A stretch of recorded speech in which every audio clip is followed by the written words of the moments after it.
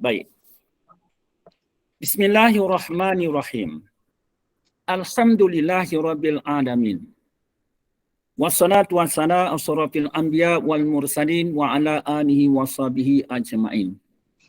Rabbi shrah li sadri wa yassir li amri wahlul 'uqdatam min lisani yafqahu qawli.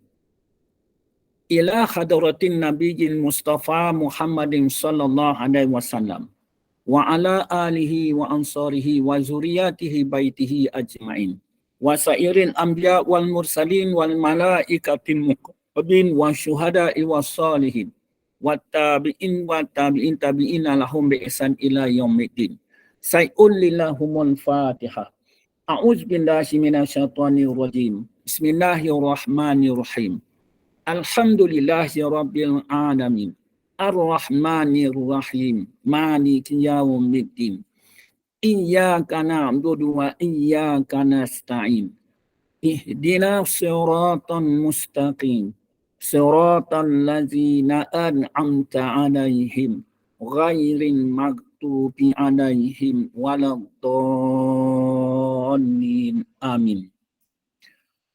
Alhamdulillah, sekiranya ada pahala Fatihah yang kami bacakan, hadiahkanlah Fatihah tersebut kepada guru-guru kami dan juga terus kepada baginda Rasulullah sallallahu alaihi wasallam. Sidang hadirin hadirat yang dirahmati Allah. Kita buka pada muka surat 108 pada perenggan yang terakhir. Saya minta kepada semua jemaah dapat meneliti, memahami apa yang ingin saya sarahkan pada malam ini berhubung tentang akidah. Akidah yang tersembunyi daripada tersurat di dalam kitab ini. Perkara yang tersembunyi ialah dikatakan beriman dengan tauhid rububiyah, tauhid uluhiyah dan tauhid asma' dan sifat-sifatnya. Jadi yang itu yang tersurat, yang tersembunyinya tak disebut tauhid 3 serangkai. 1. Kedua,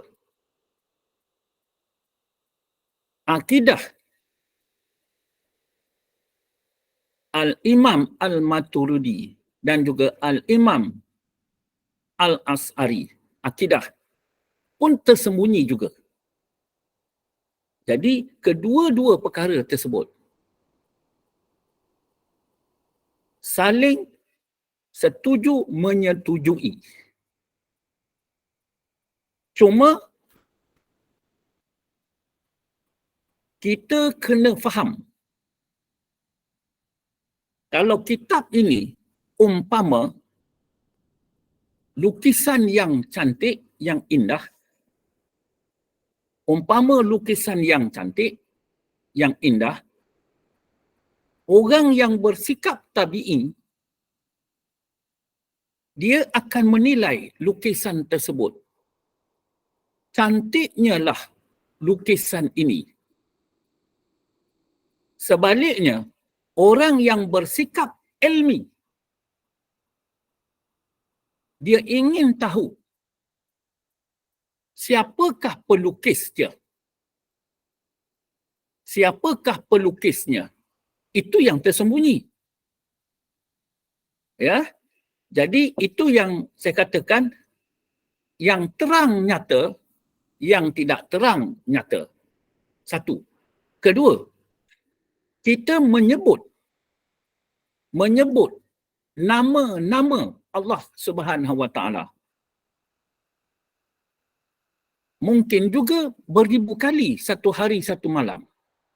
Maknanya kita berzikir kepada Allah SWT. Tapi kita tak kenal yang empunya diri, yang empunya nama.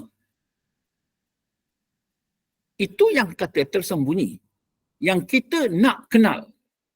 Bagaimana jalan atau cara kita nak kenal? Apabila kita dah kenal perkara yang tersembunyi, tentu sekali kelu lidah untuk kita nak menghukum, nak mengumpat, nak menghina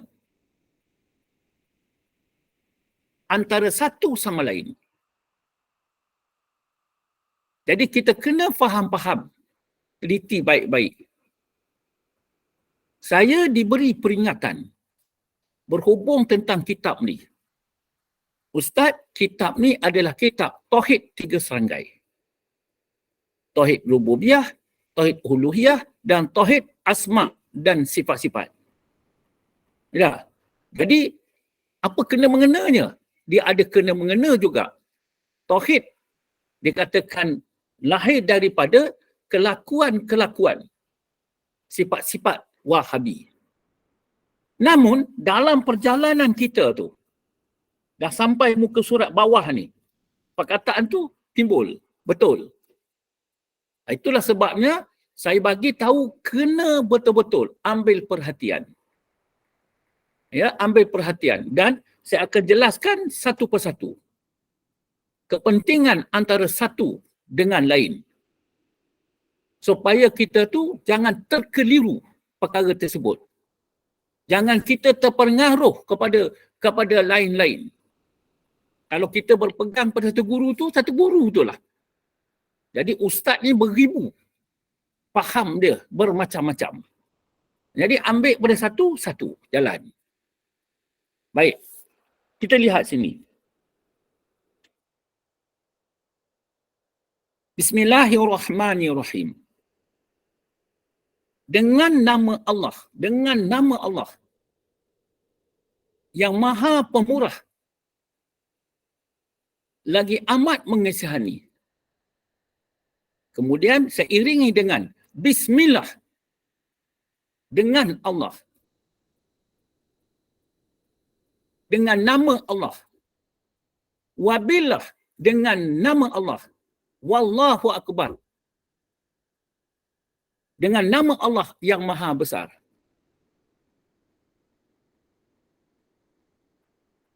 La haula wala quwata illa billahil aliyyil azim.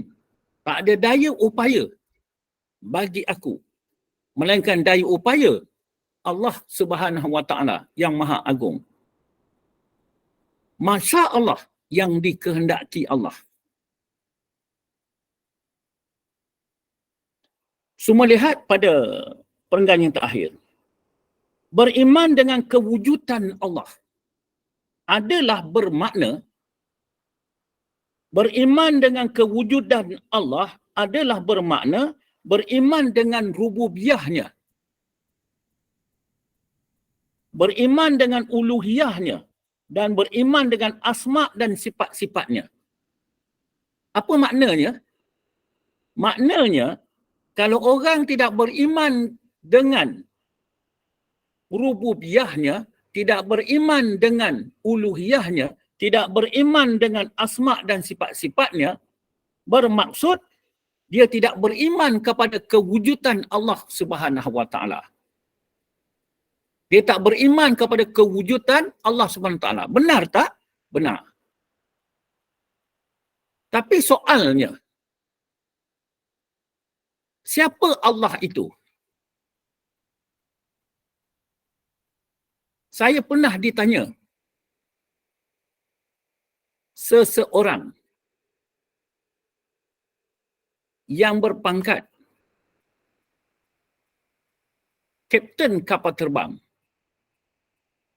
yang mana ketika itu bertemu dalam satu majlis kenduri, doa selamat dan juga tahlil. Masa kapal terbang yang ditembak oleh Ukraine ke apa masa tu, di Terminal 3. Salah seorang kaptennya bertanya, Ustaz, saya nak kenal Allah Subhanahu Wa Taala. Tetapi saya tak mahu Ustaz mengenalkan Allah Ta'ala dengan kewujudan alam. Dan saya tak mahu kenal Allah Ta'ala melalui daripada dalil Al-Quran. Maknanya maksud dia cakap, dia dah kenal melalui dalil Al-Quran. Dia dah kenal melalui dalil tentang kejadian alam.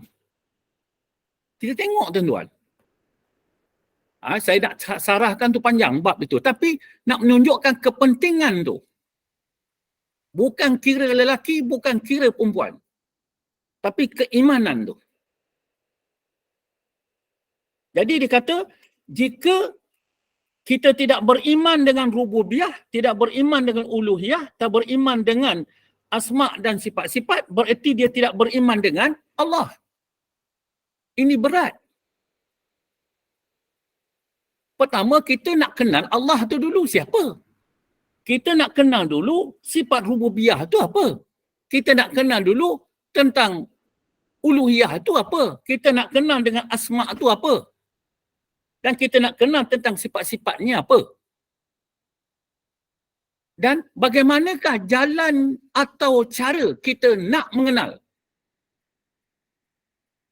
akan sifat rububiyah, sifat uluhiyah, sifat asma' dan sifat-sifatnya. Jalan atau cara? Barulah kita boleh nak beriman kepada Allah. Barulah kita tu, pendek kata, kita beriman dengan rububiyah, uluhiyah, beriman dengan asma' wal sifat, baru kita nak percaya kepada Allah. Tapi kita tak ada jalan, tak ada cara. Inilah yang ditunjukkan oleh Al-Imam Al-As'ari dengan Al-Imam Al-Maturidi. Bagaimana jalan atau caranya? Adalah dengan jalan atau cara kita mengenal akan sifat-sifat Allah Subhanahu Wa Taala.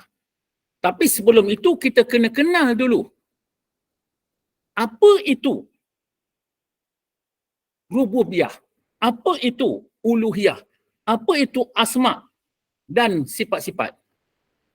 Di dalam ni diterangkan fungsi-fungsi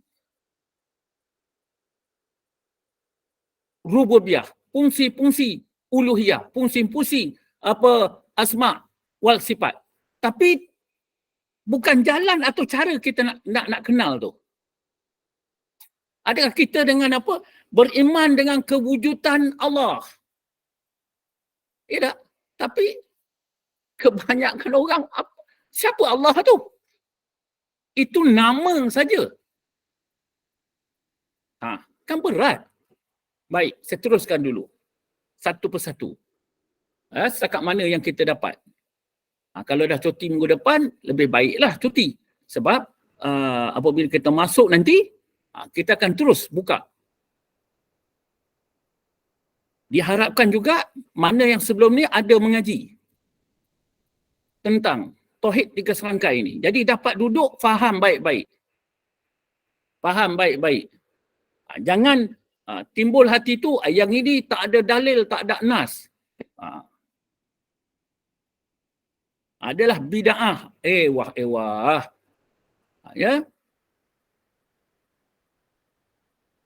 Beriman dengan rububiyah Allah, dia kata. Beriman dengan rububiyah Allah. Tapi kita tak kenal pun. Tak kenal pun rububiyah Allah itu. Jadi rububiyah ini merupakan penciptaan Allah. Penciptaan Allah. Maknanya, Allah Ta'ala itu pencipta. Allah Ta'ala itu pencipta. Yang diciptanya adalah makhluk. Allah Ta'ala yang mencipta kita. Allah Ta'ala yang mencipta penghidupan kita. Allah Ta'ala mencipta alam. Allah Ta'ala mencipta haiwan, pokok kayu-kayan, ikan, semua sekali. Apa saja yang kita pandang, semuanya penciptaan Allah Subhanahu Wa Taala. Maknanya perbuatan Allah. perbuatan Allah. Jadi itu dikatakan beriman dengan rububiyah, beriman dengan penciptaan Allah. Maknanya hubungan pencipta dengan yang dicipta. Jadi dalam ilmu tauhid,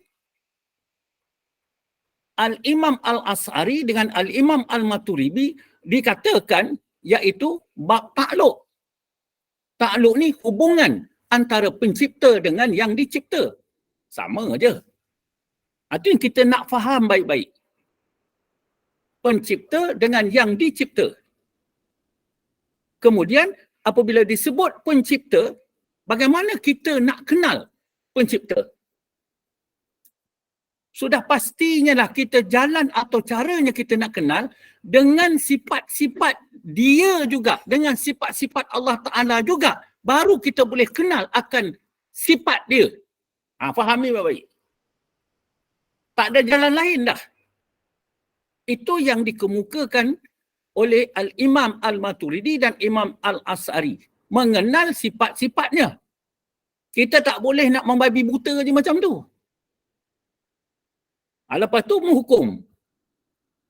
Bida'ah, sesat. Dia sendiri pun tak kenal. Itu masa kalau kita dah kenal, kita elok berdiam. Nak berlawan ke orang susah.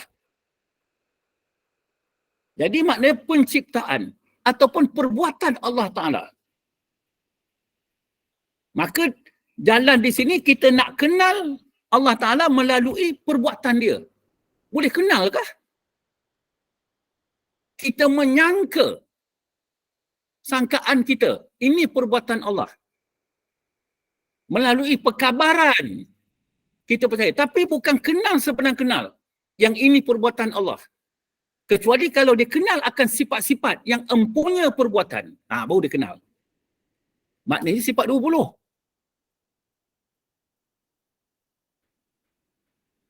Barulah dia beriman.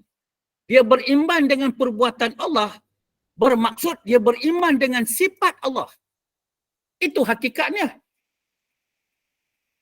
Dia beriman dengan sifat Allah yang terkandung dalam rububiyah tersebut. Bukan bermaksud kita terus langsung rububiyah. Tapi tak kenal dengan apa yang sifat-sifat yang terkandung di dalam rububiyah. Jadi sifat-sifat yang terkandung di dalam rububiyah, terkandung di dalam penciptaan Allah, terkandung di dalam perbuatan Allah, iaitu sifat-sifat makni. Kenal pada sifat-sifat makni. Yang ada 6. Satu sifat yang berdiri kepada diri Allah Ta'ala, diri yang sebenar diri, iaitu sifat hayat. Barulah kita nampak ini semuanya ini perbuatan Allah. Dengan apa? Dengan sifat Allah. Kita kenal akan Allah. Baru kita kata ini perbuatan Allah. Itu baru kata orang tu kenal. Barulah kata dia kenal, baru dia beriman kepada dengan rububiyah Allah. Ialah mempercayai bahawa kewujudan Allah Subhanahu Wa Ta'ala. Barulah dia kata mempercayai. Mempercayai, maknanya beriman. Kemudian dia berpegang atas kepercayaan dia. Itulah akidah. Dia percaya tak ada perbuatan yang melainkan perbuatan Allah. Tapi perbuatan ini berlaku adalah dengan kesan sifat-sifat Allah. Yang berdiri sifat tersebut pada zat Allah. Maka hakikatnya tiap berlaku atas rububiyah, tiap berlaku atas perbuatan Allah adalah berlakunya atas perbuatan zat wajibal wujud.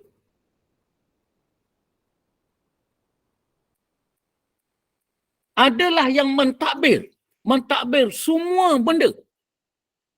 Semua benda. Benda ni alat-alat mungkinat sekali yang baru. Tak ada satu benda pun yang tidak ditadbir. Takbir itu pun perbuatan Allah. Jadi kita memandang kepada perbuatan Allah. Kita memandang kepada rububiyah Allah. Dengan apa kita memandang? Adalah dengan sifat Allah kita memandang kepada sifat Allah. Baru dia tak terdinding. Kenapa kita sekarang ni tak kenal-kenal? Sebab kita tak kenal sifat Allah. Kalau kita kenal dengan sifat Allah, baru kita dapat kenal siapa itu Allah. Barulah kalau orang tanya, kenapa kamu bersembahyang? Kenapa kamu menyembah Allah? Sebab Allah tu Tuhan aku. Tak ada yang lain melainkan dia dah. Habis siapa Tuhan kamu ni? Dia tu bersifat kaya. Apa benda kaya yang aku sebut ni? Cuba jelas terangkan. Baru kita jelaskan. Oh, baru kita tahu. Oh, dia tu lah yang aku ibadati. Adalah mentadbir semua benda dan perkara yang ada di alam ini. Itulah katakan rububiyah. Itulah katakan pentadbiran Allah. Kita kenal ni semua, barulah kita dapat kenal Allah. Allah tu nama lagi. Apa maksud dia? Kita kenal akan sifat rububiyah. Di dalam sifat rububiyah, kita kenal sifat-sifat Allah. Sebab itu rohani dia. Rohani rububiyah tu. Sifat-sifat Allah tu. Ruh merupakan nyawa. Tiada wujud pentadbir. Tiada wujud pentadbir. La ilaha illallah. La ilaha. Tiada Tuhan. Maksudnya apa? Tiada Tuhan yang menghidupkan aku. Yang mematikan aku. La. Jadi tasdik hati, dia. Hu, Allah.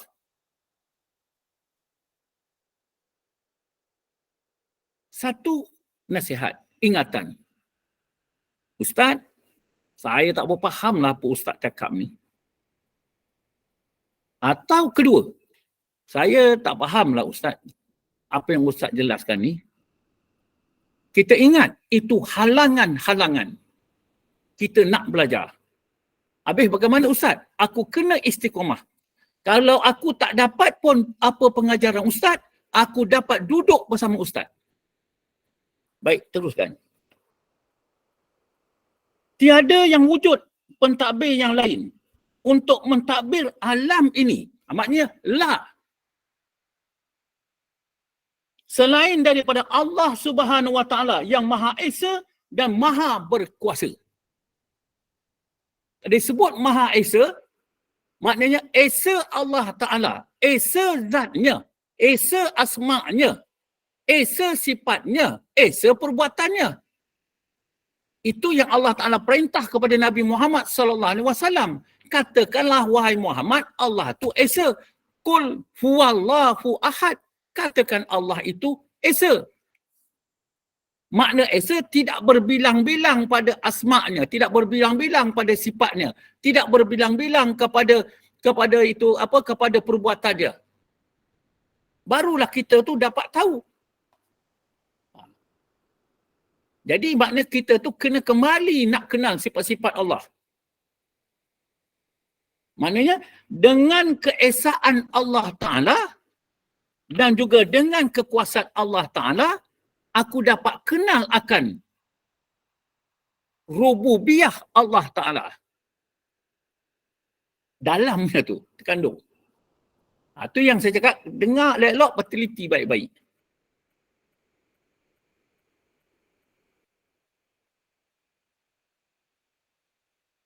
Apa itu rububiyah? Tauhid penciptaan. Siapa itu pencipta? Allah. Siapa yang kena cipta? Hamba. Maknanya,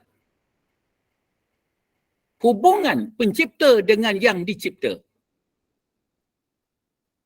Maknanya kita itu dicipta oleh Allah.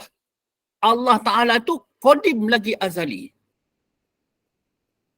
Kita ni, wujud kita adalah wujud majazi. Wujud mendatang. Apa bukti dia? Kita ni dicipta Allah. Baharu. Yang ada permulaan. Makna dia sahaja. Jadi fahamlah kita sekarang. Kita ni ditakbir dia. Kita nak mengabdikan diri kepada dia. Kita kah atau yang dia jadikan kita ni kah mengabdikan diri? Hakikat kita. Nah, itu sebabnya ikhlas ni terbahagi kepada 3.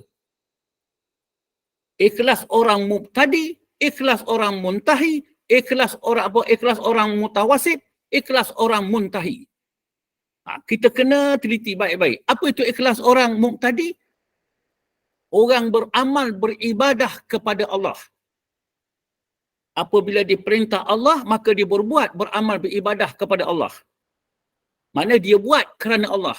Datang daripada dia, kembali kepada Allah. Makna wujud dia. Wujud Allah. Itu kita nak masuk nanti kepada uluhiyah. Itu dah uluhiyah. Ikhlas orang muntahi. Ikhlas orang itu ikhlas orang muqtadi. Dia datang daripada Allah. Perintah Allah. So, contohnya solat. Maka dia dah Allah Ta'ala kurnia kepada dia. Makrifah, kenal kepada Allah. Maka dia berbuat berserta Allah bahawa dia tak ada daya upaya dah. Melainkan daya upaya Allah Ta'ala. Dan dia berbuat kerana Allah. Itu yang dikata datang daripada Allah, bersama Allah, kembali kepada Allah. Ya. Kemudian yang ketiga, orang muhtadi orang muhtadi, orang mutawasid, lupa dah. Jadi orang ketiga ni orang yang dikatakan dekat dengan Allah, orang yang ikrab dengan Allah. Ikrab dengan Allah. Jadi dia berbuat perbuatan dia semata-mata dia membuat apa yang dibuat oleh Allah SWT. Itu yang dia saksi. Ketelusan keikhlasan dia. Maknanya dia merdeka. Itu orang hakikat. Tak dikarenakan dengan satu kerana. Itu ketelusan keikhlasan. Jadi apabila sebut tentang uluhiyah, maknanya hamba mengabdikan diri kepada Allah. Uluhiyah apa? Pengabdian. Hamba kepada Allah. Allah Ta'ala jadikan dia sebagai hamba, kemudian hamba ini mengabdikan diri kepada Allah. Itulah uluhiyah. Nama atas fa'il tu, perbuatan tu. Tapi kita tak kenal juga. Kalau tak kenal sifat-sifat yang berbuat perkara tersebut. Sebab tak ada ilmu melainkan ilmu Allah. Jadi beriman dengan keuluhiyah Allah ialah mempercayai bahawa kewujudan Allah Ta'ala. Kita tengok tadi, yang pertama percaya atau beriman dengan kewujudan Allah, satu hal. Yang kedua beriman dengan kewujudan Allah Subhanahu Wa Ta'ala ialah mempercayai rububiyah. Bahawa kewujudan Allah Ta'ala kita mempercayai tentang rububiyah. Yang ni kita beriman dengan uluhiyah Allah. Ialah mempercayai kewujudan Allah. Jadi jalan atau caranya kita nak kenal Allah SWT adalah dengan jalan atau cara. Itu dengan jalan atau cara kita beriman dengan uluhiyah. Tapi kalau tak kenal itu uluhiyah, maknanya pengabdian diri, siapa aku? Aku ni adalah sifat lemah, fakir, miskin. Tak ada daya upaya pula.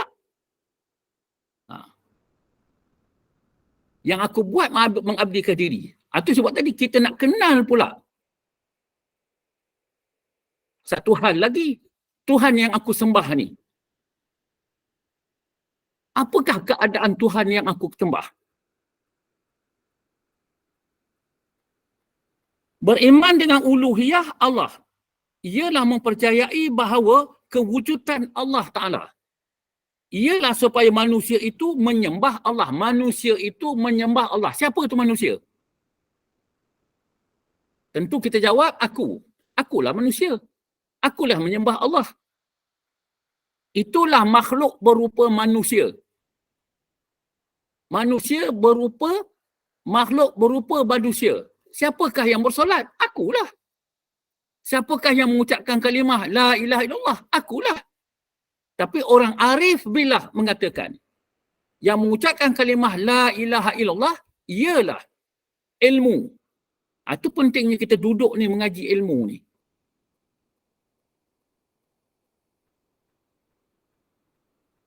Ialah supaya manusia itu menyembahnya dan dialah yang berhak disembah. Cubalah kita bayangkan, dialah yang berhak kita sembah. Pastilah yang kita sembah ni mempunyai sifat sempurna. Sifat sempurna.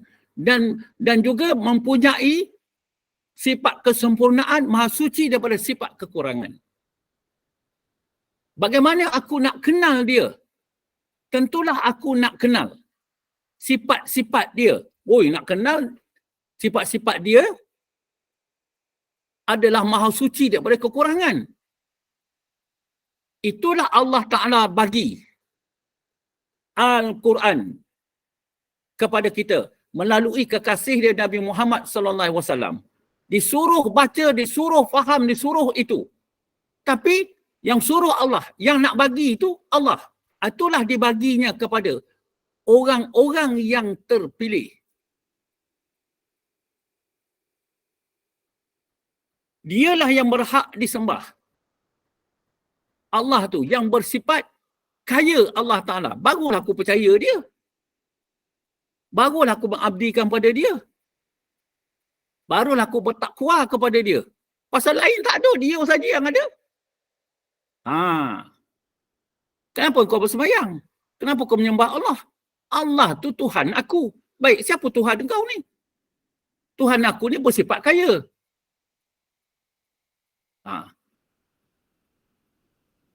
Dan tiada Tuhan yang disembah yang sebenarnya melainkan Allah Ta'ala. Ini kalimah la ilaha illallah. Maknanya kita kena kenal kalimah la ilaha illallah. Kalimah la ilaha illallah ialah mempunyai 20 sifat. Dalam 20 sifat itu, banyak kata dia terbahagi kepada dua. Satu sifat nafi, satu sifat isbat. Jadi terbahagi kepada dua. Iaitu itulah yang dikatakan, iaitu sifat isna, sifat istina an kulli ma siwah. Kaya Tuhan daripada tiap-tiap sesuatu. Kaya Tuhan daripada tiap-tiap sesuatu. Kemudian, yang bahagian kedua, iftiqaru ilaih an kulli ma siwah. Berkehendak tiap-tiap yang lain ni kepada dia. Berkehendak tiap-tiap yang lain ni kepada dia. Nak hidup pun berkehendak kepada dia. Itu pasal kita berdoa kepada yang maha hidup. Bukan kita baca doa saja. Maknanya, barulah dia terkandung di dalam kalimah la ilaha illallah. Itu kita nak kenal. Jadi apabila dikatakan sifat istighna, ada berapa sifat? Ada 11 sifat. Baru dikatakan dia kaya. Aku tak cari yang lain lah. Dia saja. Berkehendak aku kepada dia. Sebab apa? Dia ada lagi, itu katakan 9 sifat lagi. Jadi barulah dia tu lengkap 20 sifat. Itulah Tuhanku. Tak ada yang lain ada. Pasal yang lain pun tak ada. Yang ada hanya dia. Jadi Allah Ta'ala jadikan aku untuk bertakwa kepada dia.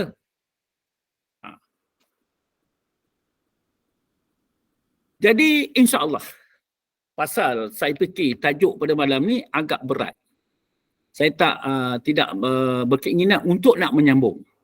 Cuma sekarang ni dah pukul 9, kalau ada keizinan daripada pengurusi majlis untuk kita nak bertanya sedikit sebanyak dalam hal yang saya sampaikan. Boleh Ustaz, kita buka soalan. Wabillahi taufiq wal hidayah. Assalamualaikum warahmatullahi wabarakatuh. InsyaAllah. Kita buka soalan pada jemaah. Mana-mana yang nak bertanya soalan, yang kurang faham ataupun mana-mana soalan yang Ustaz boleh mampu jawab, insya-Allah Ustaz akan jawab.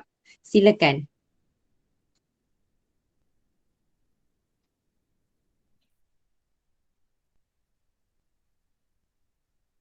Ada nak tanya pasal hari raya tadi ke yang Ustaz jelaskan tadi? Boleh.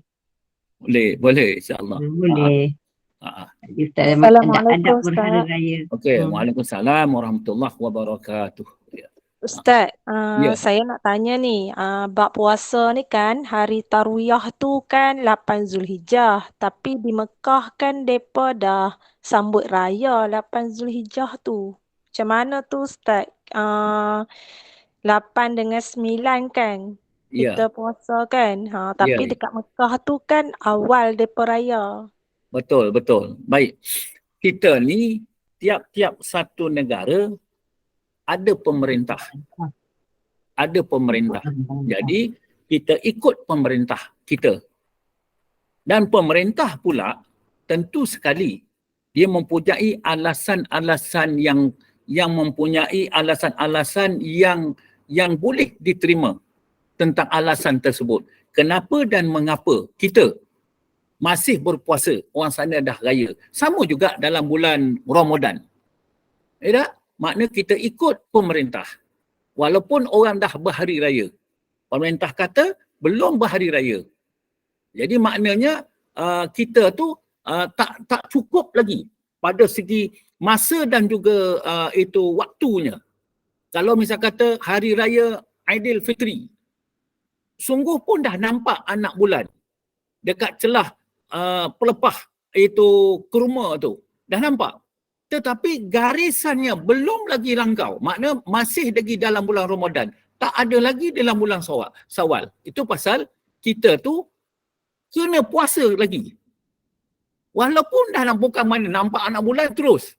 Tapi masih lagi di dalam bulan Ramadan. Begitulah contohnya. Wallahualam. Mari kita ikut di pemerintah. InsyaAllah. Mudah-mudahan kita dapat itu beribadat tentang 10 Zulhijjah yang disunatkan. Yang amat besar fadilatnya, kelebihannya. Wallahualam. InsyaAllah. Puasa tu dapat satu hari jadilah. Ustaz, bagi orang yang tak larat tu, dia boleh buat 9 Zulhijjah saja Ustaz kan? Bagi kita yang sihat ni, kalau kita buat 9 hari berturut-turut, boleh kan Ustaz? Itu memang bagus lah. Memang bagus. Tetapi kita tu berbuat perkara yang sunat,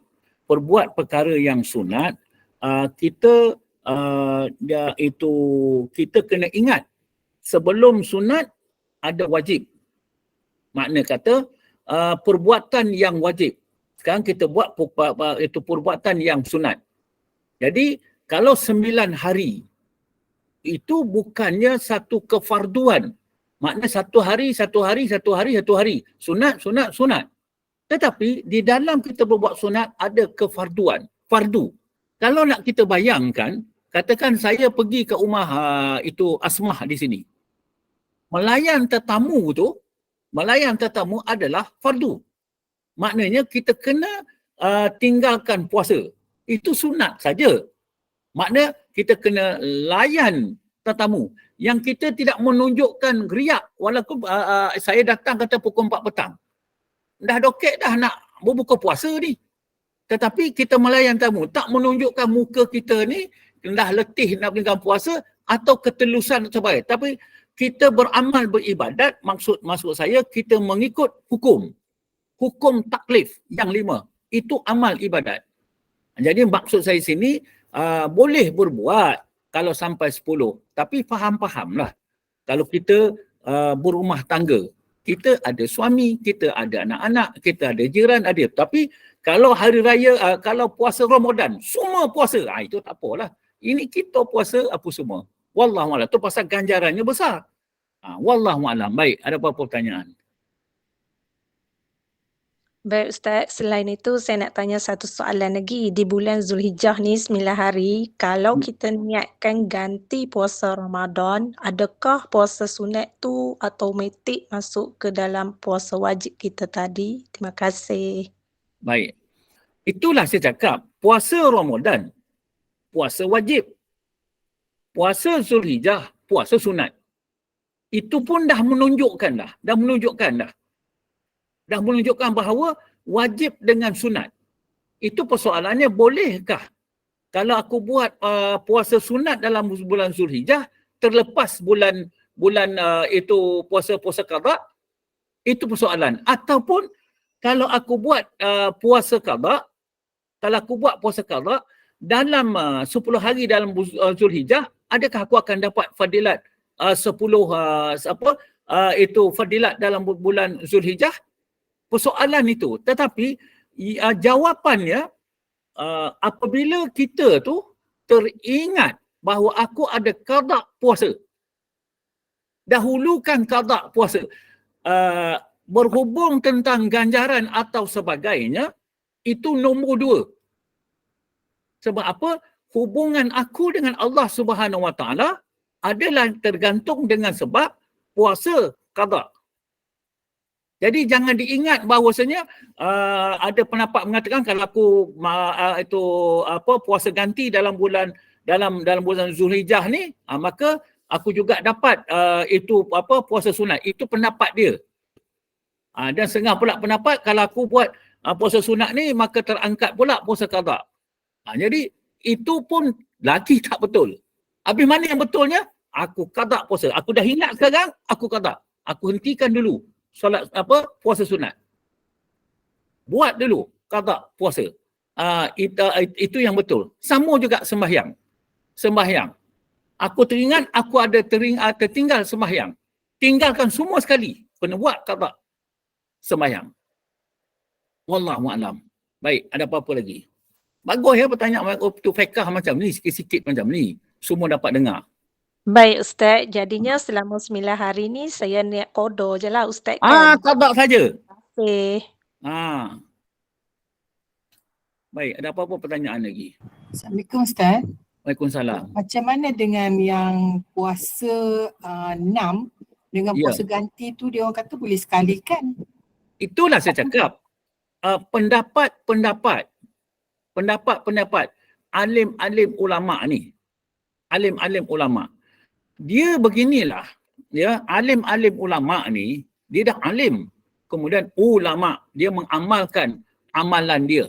Jadi setiap yang berlaku tu itu adalah anugerah daripada Allah Subhanahu Wa Taala. Jadi kita yang orang bawah-bawahan ni, termasuk saya berpahaman seperti mana yang saya cakap tadi. Puasa 6 dengan puasa Zulhijjah. Ya tak? Kita ada qada. Qada ni ganti. Dia tersendiri. Itu dah hukum wajib. Hukum wajib. Jadi selesaikan wajib tu. Selesaikan wajib, barulah datang sunat. Itu pasal puasa sunat dalam bulan Syawal. 1 bulan untuk 6 hari tadi. Bukanlah bermaksudnya dikatakan kita nak dalam bulan 6 hari itu kita nak buat qada sekali. Kalau benar-benar kita berbuat dengan ketelusan, dengan keikhlasan, kejujuran dengan Allah Subhanahu Wa Taala, kita buatlah satu-satu. Wallahu a'lam. Ya, mana kita tu kita sambut juga tentang pendapat-pendapat lain. Tapi apabila tanya dengan saya, itulah jawapannya. Wallahu a'lam. Mana tak boleh campur Ustaz? Tak boleh campur lah. Yalah bondo yang fardu lah. Sebab nak campur yang sunat. Baik.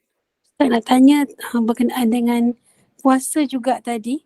Ya. Kalau maaf Ustaz, kalau kita nak qada untuk arwah mak atau ayah kan. Ya. Macam ketika mana mereka sakit dululah kan. Ya. Jadi samalah maksudnya sekarang ni. Kita utamakannya ni dulu. Kita niatkan qada untuk arwah dulu. Macam itulah kan Ustaz. Bukanlah macam kita nak combo-combokan tu, tak ada apa. Kita nak combinekan tu, tak adalah. Kita buat satu-satu. Tak ada. Jadi jadi kita niat untuk qada puasa arwah ayah, katakan macam tu. Macam itulah kita buat. Okey. Baik-baik Ustaz. Alhamdulillah. Terima kasih. Sama-sama. Qada puasa dengan baik. Qada puasa untuk ayah kita yang telah meninggal dunia. Siapa yang buat? Kita buat. Ya. Jadi apabila kita buat, maknanya kita niat dulu berpuasa kita. Niat kita puasa dulu. sahaja aku berpuasa pada hari ini, puasa qada untuk ayahku kerana Allah Ta'ala. Kemudian, kalau kita nak menghadiahkannya kepada ayah kita, habis puasa nanti aku hadiahkan kepada ayahku. Sama juga macam kata apa? Macam buat buat korban. Ini korban. Kata, bolehkah kita nak buat korban orang yang telah meninggal? Ayah dah meninggal, semua dah meninggal? Jawapannya, boleh. Dengan jalan apa, dengan cara apa? Kita berkorban. Kita berkorban. Kemudian, setelah selesai korban, ya Allah, ya Tuhanku, sekiranya ada pahala korbanku ini, aku hadiahkan kepada ayahandaku. Nama sepulan beri sepulan. Itu pun betul. Itu saja katakan boleh tu. Kalau tidak, jawapannya tak boleh. Orang dah meninggal, habislah. Macam mana? Tapi boleh kita buat dengan menghadiahkan pahalanya. Wallahualam.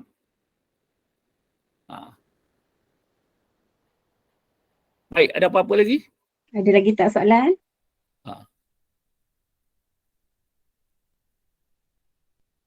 Tak ada. Ustaz, sorry. Ya. Maaf, kalau yang hadiahkan tadi tu, bolehlah kepada 2-3 orang kan? Macam kita kata, kita dah buat yang korban tu kan? Ya. Lepas tu kita kata kita nak dah selesai tu, kita hadiahkan pahala ni kepada arwah mak, arwah ayah. 2-3 nama pun boleh kan Ustaz? semua Ustaz juga. Jawapannya boleh. Boleh. Tetapi kita niat untuk korban pengkhususan. Itu pengkhusus dan umum. Pengkhusus dan umum. Aku buat itu korban pada hari ini. Aku buat korban hari raya korban ni untuk aku hadiahkan kepada saudara-saudaraku yang telah meninggal dunia. Bolehlah. Pahalanya. Pahalanya tu boleh, insya-Allah. Alhamdulillah. Saya catat ni, alhamdulillah. InsyaAllah. Terima kasih Ustaz. Sama-sama. Ada lagi tak soalan? Baik, ada apa-apa pertanyaan? Ada lagi tak soalan?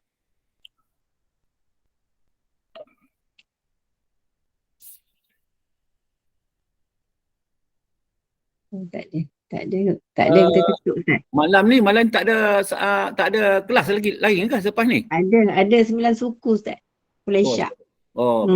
Ya, baik. Ustaz Azlan. Tak suku insya-Allah tempat lagi lah. Kalau tak ada soalan, kita tutup lah. Ya Ustaz ya? Ya. Okey. Kita tutup majlis. Demikian berakhirnya kuliah isyak kita malam ni yang penuh keberkatan dan barakah dari Allah Ta'ala. Dengan izinnya juga kita ini menjadi pilihan Allah untuk menerima ilmu yang disampaikan Ustaz. Dapat 2 ilmu malam ni. Satu ilmu menyambut Hari Raya Aidil Adha dengan ada adabnya yang telah Ustaz sampaikan ada 8 tadi tu. Dan yang kedua kitab Ahli Sunnah wal Jamaah. 10 Ustaz ya. 10 tadi. Alhamdulillah. Dengan yang kedua kitab Ahli Sunnah wal Jamaah dengan mengenali Allah, rububiyah Allah yang wujud dan mentadbir semua benda yang ada di alam ini. Alhamdulillah. Dengan satu lagi uluhiyah Allah. Allah itu wujud supaya manusia menyembahnya. Dialah yang berhak disembah, tiada yang lain melainkan Allah. Kita tangguh pengajian kita malam ni Ustaz ya. Ya. Alhamdulillah, syukur pada Allah. Rezeki kita malam ni dipilih oleh Allah untuk duduk dalam majlis ilmu pada malam ini. Terima kasih Ustaz, terima kasih semua jemaah. Terima kasih Gema Nur Iman. Saya mewakili Gema Nur Iman mohon ampun dan maaf anda ada sebarang kekurangan dalam majlis ini. Segala yang baik itu daripada Allah dan yang buruk itu adalah daripada kekurangan kami sendiri. Bagi menutup majlis, mohon Ustaz bacakan doa penutup dan surah Al-As dan saya sudahi dengan wabillahi taufiq wal hidayah. Wassalamualaikum warahmatullahi wabarakatuh. Maaf saya batin Ustaz untuk hari raya. Kalau berjumpa lagi insya-Allah sempat kot. Ya. Bismillahirrahmanirrahim. Alhamdulillahirabbil alamin. Wassalatu wassalamu ala asyrafil anbiya wal mursalin wa ala alihi washabihi ajma'in. Allahumma a'dana likulli haulin la ilaha illallah wa likulli hammin wa ghammin ma sya'allah wa likulli ni'matin alhamdulillah wa likulli ridha'i wa sidatin afsyukurulillah wa likulli ujubatin subhanallah wa likulli dzambin astaghfirullah wa likulli musibatin inna lillahi wa inna ilaihi raji'un wa likulli dikin hasbiyallah wa likulli qada'i wa qadarin tawakkalna 'ala Allah wa likulli ta'atin wa ma'siyatin La haula wala quwata illa billahil aliyyil azim.